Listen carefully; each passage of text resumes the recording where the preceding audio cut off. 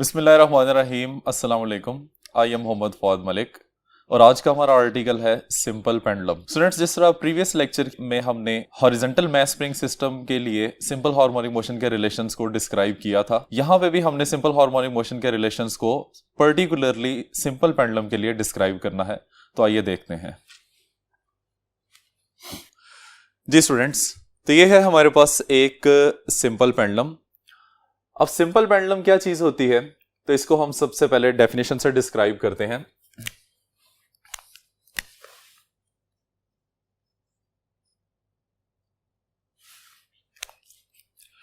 कहता है कि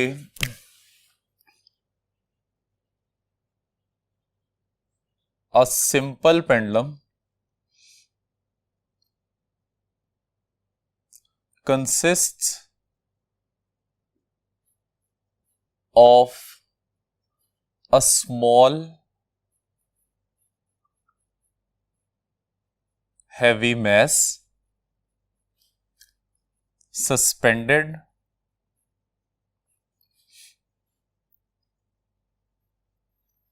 by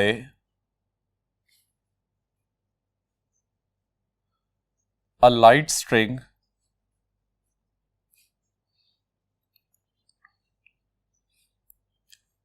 fixed at the upper end.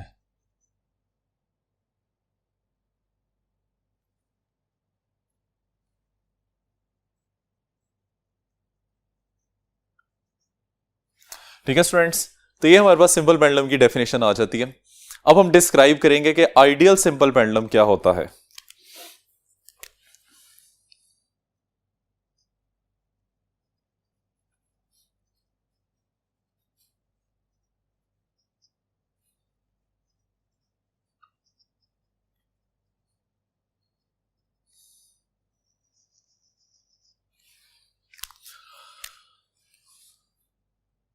An ideal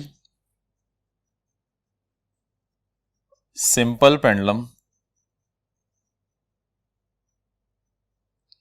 consists of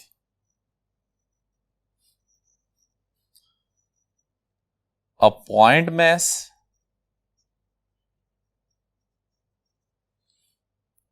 suspended by a massless inextensible string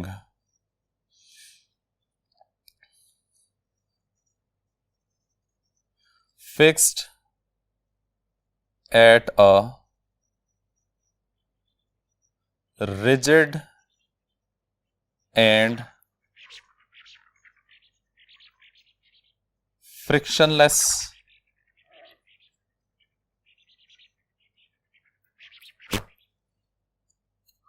support।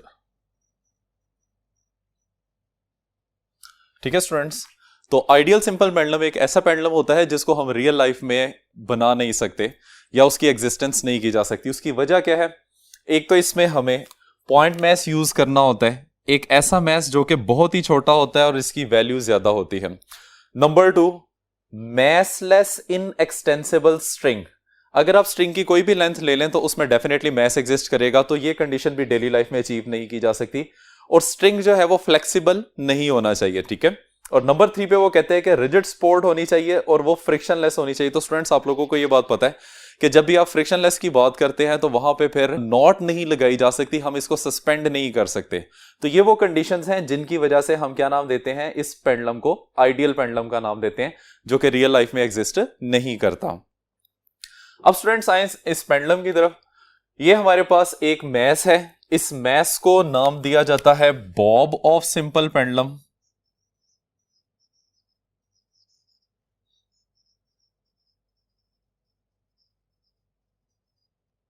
और इसका mess जो है सपोज कर लें दैट इज m।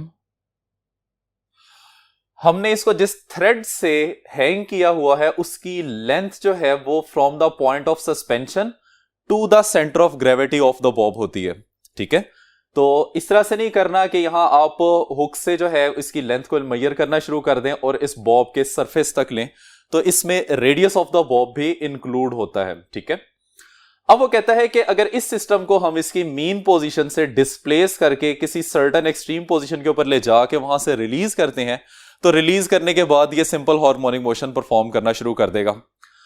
अब स्टूडेंट्स इसमें अगर हम देखें तो इनिशियली जब बॉब रेस्ट पोजीशन में है, तो रेस्ट पोजीशन में इसके ऊपर दो फोर्सेस एक्ट कर रही हैं। एक फोर्स तो डायरेक्टेड वर्टिकली डाउनवर्ड, जिसको हम क्या नाम देते हैं, वेट ऑफ द बॉब का नाम देते हैं, ठीक है। और सेकेंडली स्ट्रिंग के अंदर वर्टिकली अपवर्ड, जिसको हम टेंशन का नाम देते हैं।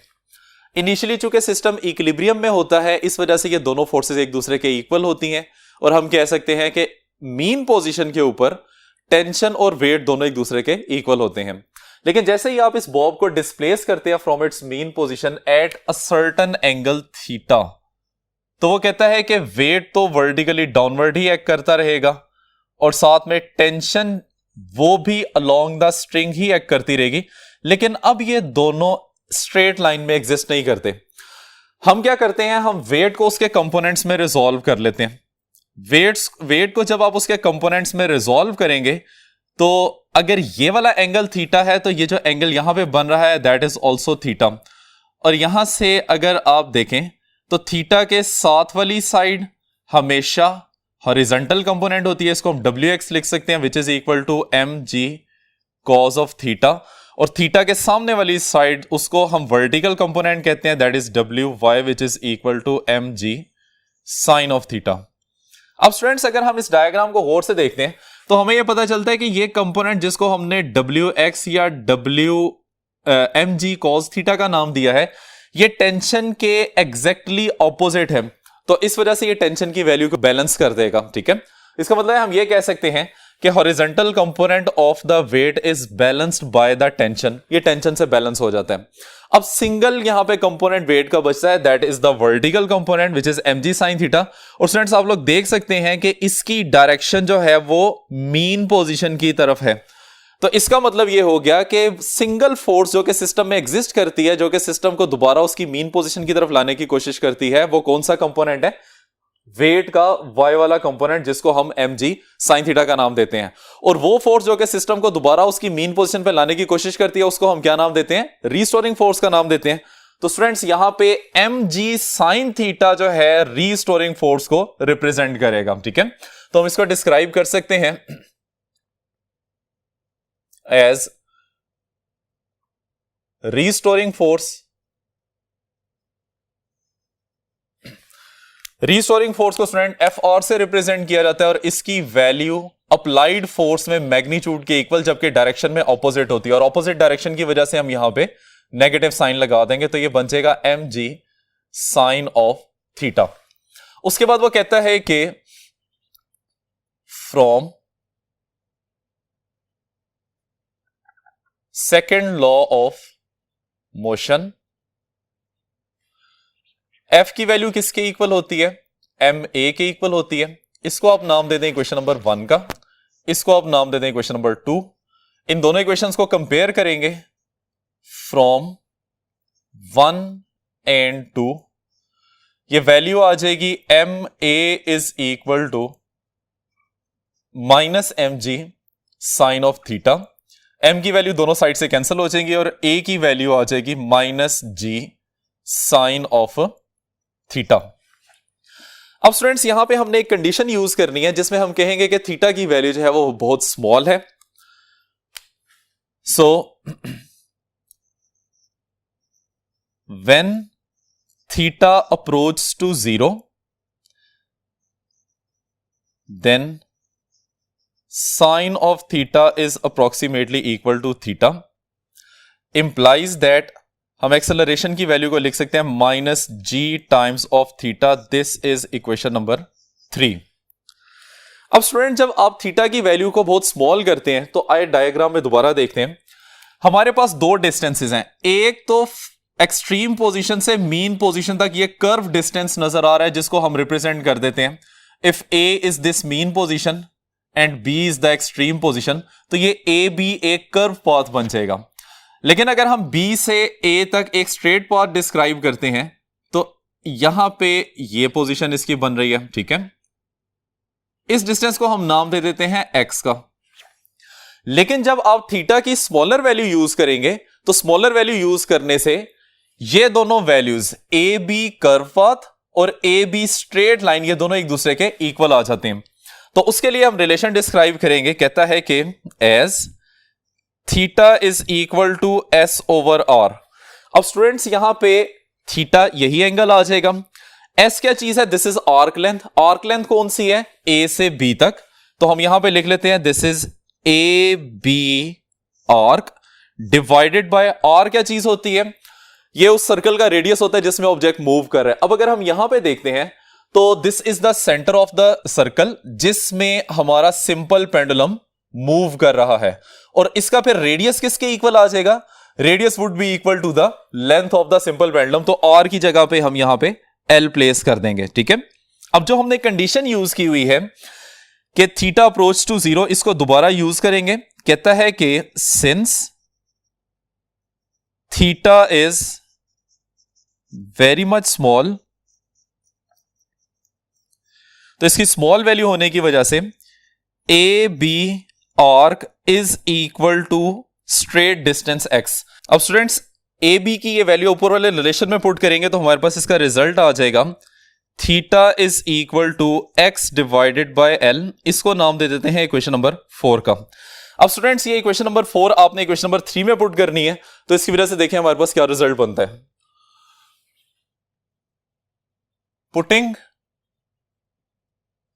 4 in 3, ये रिजल्ट बन जाएगा a is equal to minus g into X over L, और इसको अरेंज करके लिख सकते हैं तो इसकी शेप बन जाएगी g by L into x. इसको हम नाम देते हैं क्वेश्चन नंबर 5 का। अब स्टूडेंट्स हमें यह बात पता है कि सिंपल पेंडुलम की जो मोशन होती है दैट इज सिंपल हार्मोनिक। इस वजह से इसको हम सिंपल हार्मोनिक मोशन की इक्वेशन के साथ कंपेयर करते हैं जो कि होती है a is equal to minus omega square X. इसको हम नाम दे देते हैं क्वेश्चन नंबर 6 का। अब यहां से हमें वैल्यू मिलेगी एंगुलर फ्रीक्वेंसी की।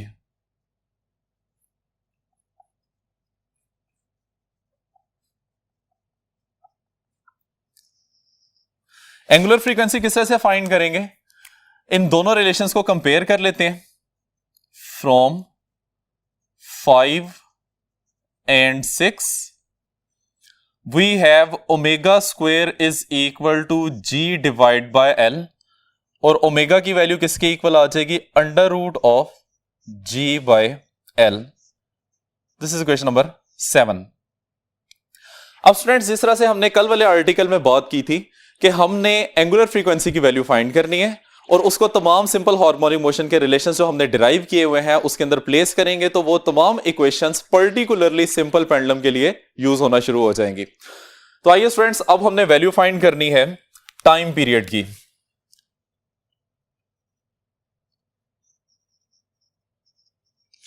तो टाइम पीरियड का फॉर्मूला क्या होता है? टाइम पीरियड का फॉर्मूला होता है जी t is equal to 2 pi divided by omega. 2 pi as it is आ जाएगा। ओमेगा की वैल्यू क्या है? Under root of g divided by l, और अरेंज कर लेंगे तो इसके टाइम पीरियड की वैल्यू आ जाएगी 2 pi under root of l over g। This is the time period of a simple pendulum. इसके बाद हम फ्रीक्वेंसी की वैल्यू फाइंड करते हैं।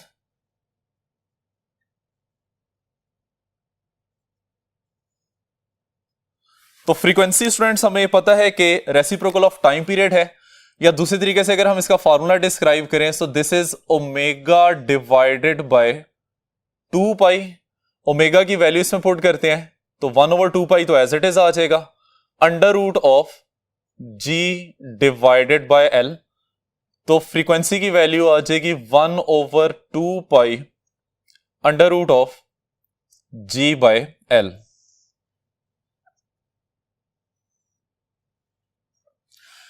ठीक है स्टूडेंट्स, तो ये है हमारे पास फ्रीक्वेंसी की वैल्यू। इसके साथ एक छोटा सा शॉर्ट क्वेश्चन आता है कि डिफाइन सेकंड पेंडुलम या व्हाट इज सेकंड पेंडुलम। तो आइए देखते हैं कि ये सेकंड पेंडुलम क्या होता है।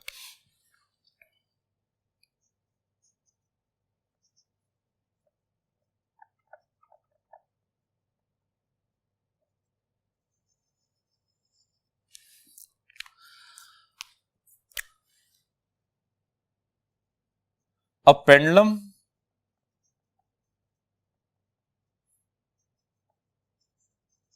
whose time period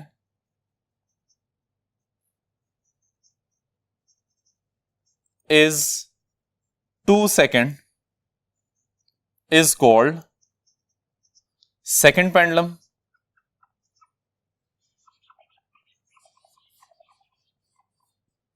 ठीक है स्टूडेंट्स, एक ऐसा सिंपल पेंडुलम जिसका टाइम पीरियड 2 सेकंड्स होता है उसको हम सेकंड पेंडुलम का नाम देते हैं। इसको लिखा जा सकता है t is equal to 2 second.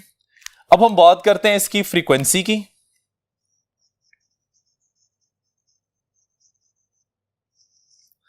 तो स्टूडेंट्स हमें यह पता है कि फ्रीक्वेंसी टाइम पीरियड का रेसिप्रोकल होती है विच इज 1 डिवाइडेड बाय 2 और फ्रीक्वेंसी की वैल्यू आ जाएगी 0.5 हर्ट्ज। अब स्टूडेंट्स सेकंड पेंडुलम की लेंथ कितनी होती है वो कैलकुलेट करते हैं। आइए देखिए,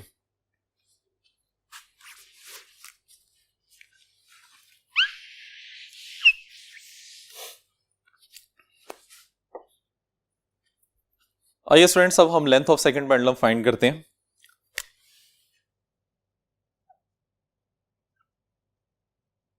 लेंथ ऑफ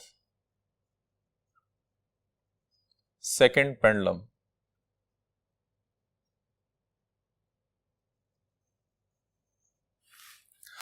स्टूडेंट्स लेंथ की वैल्यू हम फाइंड करेंगे by the expression of time period. तो टाइम पीरियड का फॉर्मूला क्या होता है, t is equal to 2 pi under root of l divided by g, जिसमें से हमने चूंकि लेंथ की वैल्यू फाइंड करनी है और लेंथ स्क्वायर रूट में आ रही है तो पहले हमें दोनों साइडों पे स्क्वायर करना पड़ेगा।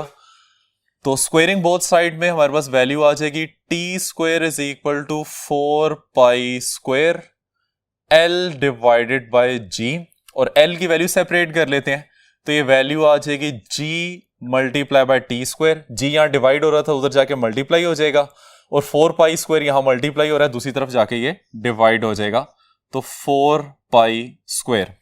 अब इसमें आपने टाइम की वैल्यू पुट करनी है 2 सेकंड्स क्योंकि ये सेकंड पेंडुलम है। g की वैल्यू ऑन अर्थ होती है 9.8 मीटर पर सेकंड स्क्वायर। ये वैल्यूज इसमें पुट करके सिंप्लीफाई करते हैं, ये बन जाएगा 9.8 into 2 square divided by 4 multiply by 3.14 whole square, और उसका आंसर बनता है 0.992 मीटर। या हम इसको लिख सकते हैं, अगर आप इसको सेंटीमीटर में लिखना चाहते हैं तो सेंटीमीटर में इसकी वैल्यू बन जाएगी L is equal to 99.2 centimetre. ठीक है स्टूडेंट्स, तो ये length of the second pendulum आ जाएगी। आइए अब हम कुछ पैरामीटर डिस्क्राइब करते हैं कि time period of simple pendulum किन किन पैरामीटर पे डिपेंड करता है।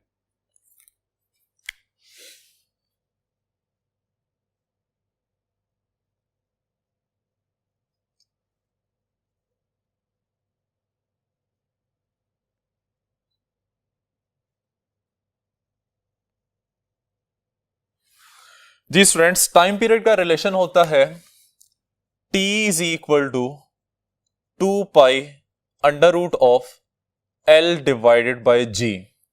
अगर हम इसको इस तरह से लिखें, 2 पाई की वैल्यू चूंकि कांस्टेंट होती है तो उसकी जगह पे कांस्टेंट लिख दें l डिवाइड बाय g। अब इसको हम 2 पॉइंट्स में डिस्क्राइब करते हैं, यानी कि टाइम पीरियड डायरेक्टली प्रोपोर्शनल है स्क्वायर रूट ऑफ लेंथ के और टाइम पीरियड डायरेक्टली प्रोपोर्शनल है 1 over square root of gravitational acceleration. ठीक है, इसका मतलब ये हो गया फ्रॉम फर्स्ट रिलेशन, अगर आप सिंपल पेंडुलम की लेंथ को इंक्रीज करते हैं टाइम पीरियड इंक्रीज करेगा और अगर आप लेंथ को डिक्रीज करते हैं तो टाइम पीरियड की वैल्यू भी डिक्रीज करेगी। सेकंड रिलेशन के मुताबिक अगर आप ग्रेविटेशनल एक्सेलरेशन की वैल्यू को बढ़ाते हैं तो टाइम पीरियड की वैल्यू कम हो जाएगी, अगर आप इसको कम करते हैं तो टाइम पीरियड की वैल्यू बढ़ जाएगी। आइए अब इसको जरा देखते हैं। स्टूडेंट्स, ये हमारे पास एक सिंपल पेंडुलम है और simple pendulum initially rest position में है। पहले हम फर्स्ट रिलेशन यानी कि t is directly proportional to square root l, इसके इफेक्ट्स को स्टडी करेंगे। तो स्टूडेंट्स, इनिशियली हमारे पास जो लेंथ है l, इसके कॉरेस्पॉन्डिंग अगर हम टाइम पीरियड की वैल्यू देखें तो टाइम पीरियड की वैल्यू आपको नजर आ रही है, ठीक है। अब हम क्या करते हैं कि इस सिंपल पेंडुलम की लेंथ को इंक्रीज कर देते हैं। जब सिंपल पेंडुलम की लेंथ को इंक्रीज करने के बाद उसको फिर डिस्प्लेस करते हैं उसकी मीन पोजीशन से और कॉरेस्पॉन्डिंग स्टॉपवॉच से इसका आप टाइम नोट कर रहे हैं, तो आपको नजर आ रहा है कि अब टाइम की वैल्यू पहले वाले टाइम से ज्यादा हो गई है। तो इसका मतलब यह हो गया कि टाइम पीरियड लेंथ के बढ़ने की वजह से बढ़ जाता है। सेकंड जो हमारे पास रिलेशन है, t is directly proportional to 1 over square root g, इसको डिस्क्राइब करने के लिए हम एक सिंपल पेंडुलम लेते हैं जिसका पहले हम टाइम पीरियड नोट करेंगे on the surface of the earth और बाद में फिर उसका टाइम पीरियड नोट करेंगे on the surface of the moon. तो पहले on the surface of the earth इसके टाइम पीरियड को कैलकुलेट करते हैं। तो स्टूडेंट्स, सिंपल पेंडुलम ऑसिलेट कर रहा है और उसका टाइम पीरियड हमने नोट किया और ये हमारे पास एक स्पेसिफिक वैल्यू उसकी आ गई है। अब जैसे ही हम इस पेंडुलम को सरफेस ऑफ द मून पे लेके जाते हैं तो वहां पे तो g की वैल्यू g/6 होती है। तो कॉरेस्पॉन्डिंग आप देख सकते हैं कि जैसे ही g की वैल्यू कम हुई है तो कॉरेस्पॉन्डिंग टाइम पीरियड की वैल्यू इंक्रीज हो चुकी है, जो कि हमें स्टॉप वॉच की रीडिंग से पता चल रहा है। आइए स्टूडेंट्स, अब हम वो पैरामीटर्स देखते हैं जिसके ऊपर time period of simple pendulum depend नहीं करता।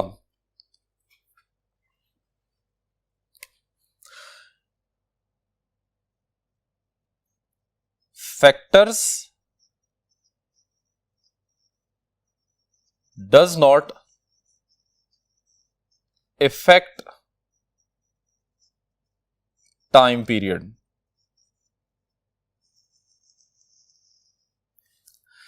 नॉर्मली जो इसमें पैरामीटर कंसीडर किए जाते हैं उसमें आ जाता है नंबर 1 पे मैस ऑफ द बॉब और नंबर 2 पे amplitude of vibration.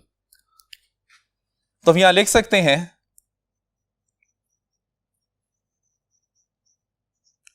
Time period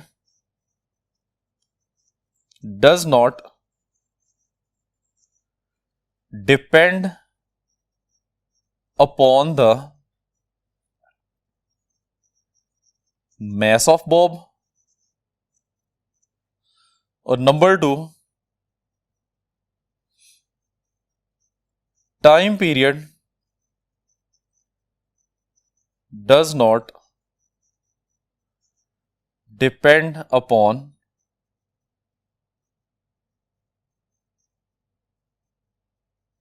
amplitude of vibration.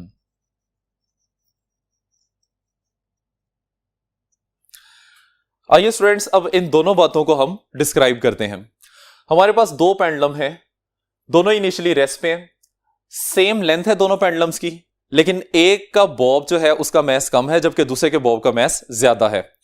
दोनों को आप मीन पोजीशन से सेम डिस्टेंस के ऊपर या सेम एंगल के ऊपर डिस्प्लेस करके रिलीज करते हैं तो स्टॉप वॉच की रीडिंग आपको बता रही है कि दोनों का टाइम पीरियड सेम है, हालांकि दोनों के मैसेज जो आपने अटैच किए हुए हैं वो एक दूसरे से डिफरेंट है, जिससे हमें पता चलता है कि time period of simple pendulum does not depend upon the mass attach with the string. ठीक है, अब हम बात करते हैं एम्पलीट्यूड ऑफ वाइब्रेशन की।